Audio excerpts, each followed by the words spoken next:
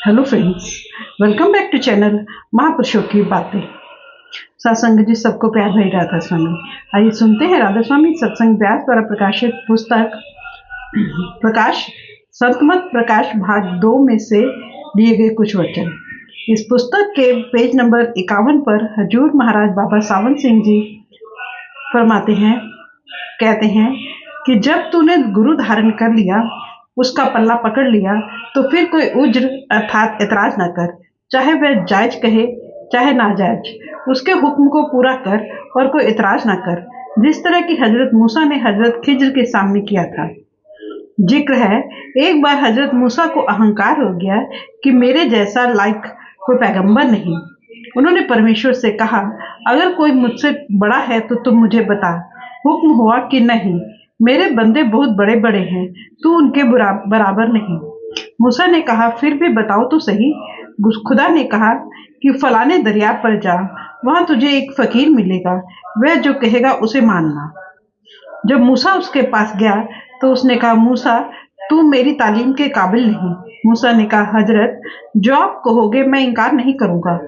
हजरत खिज्र ने कहा, बहुत अच्छा, जो मैं कहूं उस पर एतराज ना करना।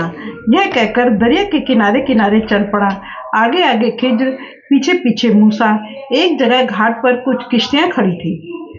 खिज्र ने पूछा कि ये किसकी किश्ती है? लोगों ने कहा कि फलाने अमीर की है। फिर पूछा, यह किसकी है? लोगों ने कहा यह फलाने रईस की है। फिर पूछा, यह किसकी है? जवाब मिला कि यह फलाने यतीम गरीब बच्चों की है। हजरत खिज्र ने लात मारकर उस किश्ती के 2 तख्त तोड़ दिए। मूसा ने कहा, आप किसी अमीर की किश्ती तोड़ते, ये गरीब बच्चे थे, आपने बहुत बुरा किया। खिज्र ने कहा, तुझे जो कहा था कि ना बोलना। मूसा ने कहा, अच्छा भूल गया, माफ कर दो। आगे गए, एक गांव से बाहर एक दीवार गिरी हुई थी। खिज्र ने कहा, इस दीवार को बनाना है, मैं पानी ले आता हूँ, तू गारा बना, या तू पानी ले आ, मैं गारा बनाता हूँ। खैर, गारा तैयार हो गया। सारा दिन दीवार बनाते रहे। इधर शाम हुई और उनकी दीवार तैयार हो गई। अब सूना घर, किसी ने पानी के लिए भी ना पूछा।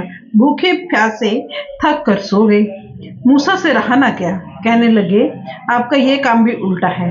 अगर किसी गृहस्थ का घर बनाते तो वह हमसे पानी के लिए पूछता, रोटी के लिए पूछता, पर सूने घर में ना किसी ने रोटी को पूछा न पानी को। भूखे प्यासे सो रहे हैं। खिज्र ने कहा, मैंने जो कहा था कि इतराज ना करना, क्यों ना कहना। मूसा ने कहा, साहब भूल गया, आगे से नहीं कहूंगा। आगे गए, वहां एक गांव में एक जगह कुछ लड़के खेल रहे थे। खिज्र ने पूछा, ये किसका लड़का है? लोगों ने कहा कि जी फलाने साहूकार का है। फिर पूछा, यह किसका है? लोगों ने जवाब दिया कि फलाने गरीब का है। फिर पूछा, यह किसका है? लोगों ने कहा, यह फलाने सेठ का है। फिर पूछा, यह किसका लड़का है? लोगों ने कहा, यह एक फकीर का इकलौता लड़का है। खिज्र ने उस लड़के को कत्ल कर दिया। मूसा ने कहा, आपके तो सब काम ही उल्टे हैं। जिसके 3-4 बच्चे हों, आप उसका बच्चा मार देते, उसका एक ही था, आपने उसे ही मार डाला।